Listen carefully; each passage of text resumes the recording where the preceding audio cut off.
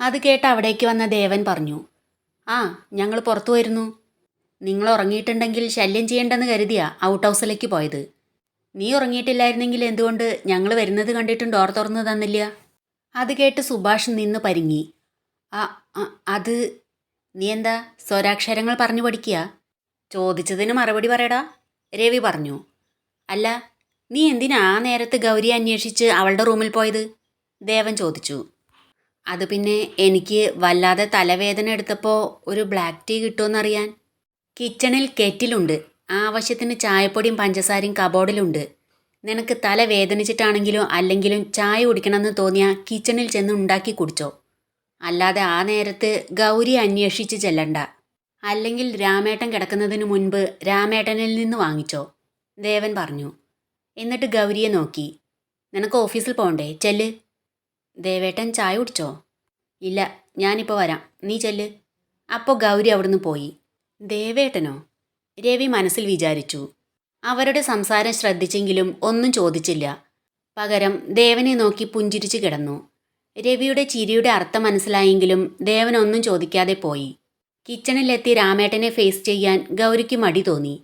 അവിടെയുള്ള സംസാരം രാമേട്ടൻ കേട്ടിരിക്കുമോ എന്നവൾ സംശയിച്ചു. എന്നാൽ രാമേട്ടൻ്റെ ഭാഗത്തു നിന്ന് സംശയത്തിൻ്റെ ഒരു നോട്ടം പോലും ഇല്ലാത്തതിനാൽ അവൾ ആശ്വസിച്ചു. വൈകുന്നേരം ദേവൻ ഓഫീസിൽ നിന്ന് വന്നതിന് ശേഷം ഭരതൻ മഹേന്ദ്രത്തിലെത്തി.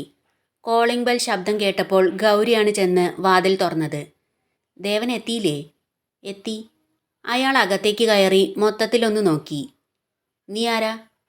ഞാൻ രവിയുടെ അനിയത്തി. ദേവനെ ഒന്ന് വിളിക്കുമോ? ആര് വന്നു എന്ന് പറയണം. ഒരാൾ കാണാൻ വന്നിരിക്കുന്നു എന്ന് പറഞ്ഞാൽ മതി. അവൾ ദേവനെ വിളിക്കാനായി സ്റ്റെയർ കേസ് കയറിപ്പോയി. ഭരതൻ ലിവിംഗ് ഹാളിൽ ചെന്ന് സെറ്റിയിലിരുന്നു. ഗൗരി ദേവൻ്റെ റൂമിൽ ചെന്നപ്പോൾ അവൻ വാഷ്റൂമിലായിരുന്നു. ഒരാൾ കാണാൻ വന്നിരിക്കുന്നു എന്നറിയിച്ച് അവൾ തിരികെ പോന്നു.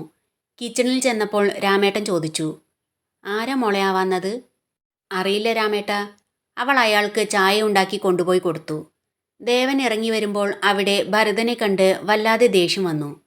എടാ, എന്ത് ധൈര്യത്തിലാടാ നീ മഹേന്ദ്രത്തിലേക്ക് കയറി വന്നത് എന്ന് ചോദിച്ച് ദേവൻ അയാളുടെ അടുത്തേക്ക് പാഞ്ഞു ചെന്നു.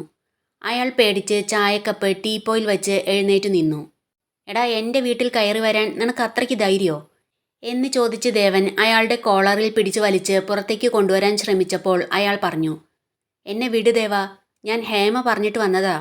അവൾ വിളിച്ചിട്ട് നീ ഫോൺ എടുക്കുന്നില്ലെന്ന് പറഞ്ഞു. താനോ തൻ്റെ മകളോ ഇവിടേക്കും എൻ്റെ ജീവിതത്തിലേക്കും കയറി വരരുത്. അവളോട് പറഞ്ഞേക്ക് എൻ്റെ ജീവിതത്തിൽ നിന്ന് എന്നേക്കുമായി ഒഴിഞ്ഞു പോയിക്കോളാൻ. ഇല്ലെങ്കിൽ കൊന്നൊഴിവാക്കും ഞാൻ. എനിക്കൊന്നും നോക്കാനില്ല. അച്ഛനും മകളും കൂടെ എൻ്റെ ജീവിതം നശിപ്പിച്ച് വീണ്ടും എൻ്റെ മുന്നിലേക്ക് വരാൻ തനിക്ക് ധൈര്യം ഉണ്ടായല്ലോ. താൻ കരുതിയിരുന്നോ തൻ്റെ അടിവേരിളക്കും ഞാൻ. ബഹളം കേട്ട് രാമേട്ടനും ഗൗരിയും അവിടേക്ക് ഓടി വന്നു. ദേവൻ അയാളുടെ കോളറിൽ പിടിച്ചു നിൽക്കുന്നത് കണ്ട് രാമേട്ടൻ അവൻ്റെ അടുത്തേക്ക് ഓടിച്ചെന്ന് പറഞ്ഞു, കുഞ്ഞേ, വിട് അവനെ, വിട്. ഭരത, നീ പോകാൻ നോക്ക്. എന്തിനാ ഇവിടേക്ക് വന്നത്? സ്വസ്ഥായി എവിടെയും ജീവിക്കാൻ നീ സമ്മതിക്കില്ലേ? ഇടയ്ക്കിടയ്ക്ക് വന്ന് എന്തിനാ കുഞ്ഞിൻ്റെ മനസ്സിളക്കി പോകുന്നത്? നിനക്ക് അതിൽ നിന്ന് എന്ത് സന്തോഷമാണ് ലഭിക്കുന്നത്? ഞാൻ ആരുടെയും മനസ്സിലാക്കാനല്ല വന്നത്. ഹേമ പറഞ്ഞു ഇവൻ വിളിച്ചിട്ട് ഫോൺ എടുക്കുന്നില്ലെന്ന്. അതുകൊണ്ടൊന്ന് അന്വേഷിക്കാൻ വന്നതാ. രവി ബഹളം കേട്ട് സുഭാഷിൻ്റെയും വാക്കറിൻ്റെയും സപ്പോർട്ടിൽ അവിടേക്ക് വന്നു. നിങ്ങളുടെ ആരുടെയും വിശേഷങ്ങൾ ഇവിടെ ആർക്കും അറിയണ്ട, അതുകൊണ്ടാണ് ഫോൺ എടുക്കാത്തത്. നിങ്ങളിപ്പോൾ പോകാൻ നോക്ക്, രവി പറഞ്ഞു. നിങ്ങൾക്കാർക്കും ഞങ്ങളുടെ വിശേഷങ്ങൾ അറിയണ്ടായിരിക്കും എന്ന എൻ്റെ മകൾ അവളുടെ എന്നയാൾ പറഞ്ഞതും ദേവൻ സമനില തെറ്റി അയാളെ അടിച്ചു. ഇറങ്ങി പോവാനല്ലടാ നിന്നോട് പറഞ്ഞത് എന്ന് പറഞ്ഞ് അയാളെ തലങ്ങും വിലങ്ങും തല്ലി. അയാളെ പിടിച്ചു വലിച്ച് ദേവൻ പുറത്തേക്ക് കൊണ്ടുപോയി. അവൻ്റെ സമനില തെറ്റിയിട്ടുണ്ടെന്ന് രവിക്ക് മനസ്സിലായി.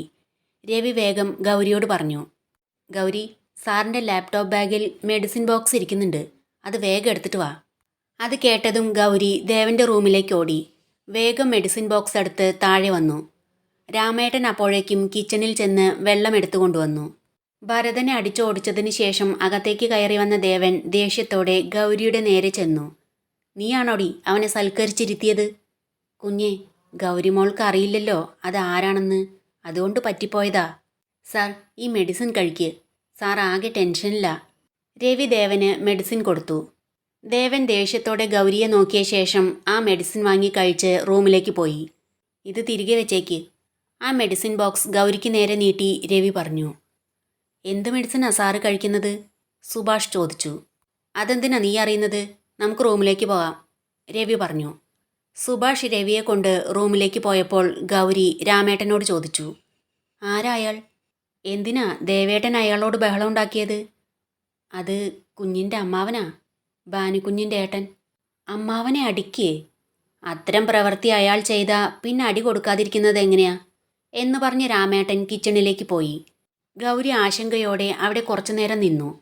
പിന്നീട് മെഡിസിൻ ബോക്സ് കയ്യിൽ വെച്ച് ദേവൻ്റെ റൂമിലേക്ക് പോയി. ദേവൻ കിടക്കുകയായിരുന്നു. മെഡിസിൻ്റെ സെഡേഷൻ കൊണ്ടുള്ള മയക്കം. മെഡിസിൻ ടേബിളിന് മുകളിൽ വെച്ച് ഗൗരി നേരെ ഭാനുവിൻ്റെ റൂമിലേക്ക് ചെന്നു. എല്ലാം മറിഞ്ഞു നിന്ന് കാണുകയും കേൾക്കുകയും ചെയ്ത് കരഞ്ഞുകൊണ്ട് റൂമിലിരിക്കുകയായിരുന്നു ഭാനു. ദേവേട്ടൻ എന്തുകൊണ്ടാ അമ്മ ഇത്രയേറെ വെറുക്കുന്നത്? എന്തുകൊണ്ടാ അമ്മാവനെ ഇങ്ങനെ തല്ലി ഓടിച്ചത്? അയാളെ കണ്ട് ഇത്രയ്ക്ക് ടെൻഷനായത് എന്തുകൊണ്ടാ? ഗൗരിയുടെ ചോദ്യങ്ങൾ കേട്ട് ഭാനു പകച്ചു. അത് മോളെ. ഭാനു എങ്ങനെ എല്ലാം തുറന്നു പറയുമെന്നറിയാതെ വിഷമിച്ചു. ഒരാൾ അയാളുടെ അമ്മ ഇത്രയേറെ വെറുക്കണമെങ്കിൽ അതിന് തക്കതായ കാരണം ഉണ്ടാവുമല്ലോ. എന്താ അത്? മഹേന്ദ്ര ഗ്രൂപ്പിൻ്റെ ഇപ്പോഴത്തെ ഓണറാ ഇപ്പോൾ വന്നിട്ട് പോയ ഭരതൻ. അത് ദേവൻ്റെ അച്ഛൻ്റെ ആയിരുന്നു. സ്വത്തുക്കൾ കൈക്കലാക്കാൻ വേണ്ടി അദ്ദേഹത്തെ അയാൾ കൊന്നു. ഏട്ടനോടുള്ള വിശ്വാസവും സ്നേഹവും കൊണ്ട് എനിക്കത് തിരിച്ചറിയാൻ കഴിഞ്ഞില്ല. അതിനുശേഷം സർവ്വ സ്വത്തുക്കളും നോക്കി നടത്തിയിരുന്നത് അയാളായിരുന്നു. മക്കൾ വളർന്നപ്പോൾ കമ്പനി ചുമതല ദേവൻ്റെ ഏട്ടൻ ഏറ്റെടുത്തു. അതുവരെ സ്വന്തമെന്ന് കരുതി നടത്തിക്കൊണ്ടുപോകുന്ന കമ്പനി കൈവിട്ടു പോകുന്ന ഭയത്താൽ അയാൾ അവനെ ഇല്ലാതാക്കി. ഏട്ടൻ്റെ മരണം ദേവനെ മാനസികമായി തളർത്തി. വീണ്ടും കമ്പനിയുടെ മേൽനോട്ടം അയാളിലെത്തി. എന്നാൽ എനിക്ക് അവരുടെ പെരുമാറ്റത്തിൽ നിന്ന് ചെറിയ സംശയം തോന്നി. മഹേന്ദ്രൻ്റെ മരണത്തിൽ അന്വേഷണം വേണമെന്ന് ആവശ്യപ്പെട്ടു. ദുഷ്ടൻ എല്ലാം എന്നോട് തുറന്നു പറഞ്ഞു. മഹേന്ദ്രനെ ഇല്ലാതാക്കിയതും അവൻ്റെ അച്ഛനെ ഇല്ലാതാക്കിയതും അയാളാണെന്ന്. ദേവൻ്റെ ജീവൻ ബാക്കി നിർത്തണമെങ്കിൽ എല്ലാ കുറ്റവും ഏറ്റെടുത്ത് കീഴടങ്ങി അയാളെ കേസിൽ നിന്ന് ഒഴിവാക്കണമെന്ന് പറഞ്ഞു. എൻ്റെ കുഞ്ഞിൻ്റെ ജീവൻ രക്ഷിക്കാൻ വേണ്ടി ഞാൻ എല്ലാം സ്വയം ഏറ്റെടുത്ത് ശിക്ഷ അനുഭവിച്ചു. എൻ്റെ മകൻ്റെ കണ്ണിൽ ഞാൻ അവൻ്റെ അച്ഛനെ ഏട്ടനെ ഇല്ലാതാക്കിയവളാ. ആ എന്നെ സ്നേഹിക്കാൻ എൻ്റെ മോൻ എങ്ങനെ കഴിയും? എൻ്റെ കുഞ്ഞിനെ അയാൾ ഒന്നും ചെയ്യാതിരിക്കുന്നത് എന്നെ ഭയന്നാ. 2 ജീവനില്ലാതാക്കിയ അയാൾക്ക് എന്നെ ഇല്ലാതാക്കാൻ ഒരു മടിയുണ്ടാവില്ല. മരിക്കാൻ എനിക്ക് ഭയമില്ല. എന്നാൽ എൻ്റെ മോൻ്റെ സംരക്ഷണത്തിന് വേണ്ടി എനിക്ക് ജീവിച്ചിരുന്നേ പറ്റൂ. ഗൗരി ഓർത്തു. എന്തുകൊണ്ടാണ് രവിയേട്ടൻ സാറെന്ന് വിളിക്കുന്നത് അറിഞ്ഞിരുന്നില്ലെന്ന് പറഞ്ഞത്? എനിക്ക് മെൻ്റലായിരുന്നു, അതുകൊണ്ട്. ഗൗരി അതെല്ലാം കേട്ട് ഭയന്ന് വിറച്ചിരിക്കുകയായിരുന്നു. മോള് പേടിക്കണ്ട.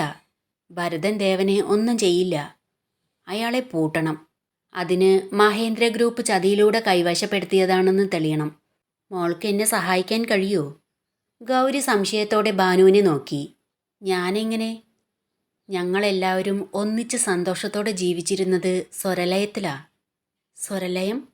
ദേവൻ്റെയും അവൻ്റെ ഏട്ടൻ്റെയും വീടാ. മാനസിക പ്രശ്നങ്ങളെല്ലാം തീർന്ന് മഹാദേവ അസോസിയേറ്റ്സ് ദേവൻ ഏറ്റെടുത്തതിന് ശേഷമാണ് ഈ വീട് ദേവൻ നിർമ്മിച്ചത്. ഏട്ടൻ്റെ ഓർമ്മയ്ക്കാ ഈ വീടിന് മഹേന്ദ്രന്ന് പേരിട്ടിരിക്കുന്നത്. ഒരു ദിവസം ദേവനെ കൂട്ടി നീ സ്വരലയത്തിൽ പോണം. അവിടെ അടുക്കളയോട് ചേർന്ന് സ്റ്റോർ റൂമിൽ ഒരു പഴയ തകരപ്പെട്ടിയുണ്ട്. ആ പെട്ടിക്കകത്ത് ഒരു ഭഗവത്ഗീതയുണ്ട്. അതിനിടയിൽ ദേവൻ്റെ അച്ഛൻ മക്കൾക്കായി എഴുതി വെച്ച വിൽപ്പത്രമുണ്ട്. അതെടുത്ത് ദേവന് കൊടുക്കണം നീ.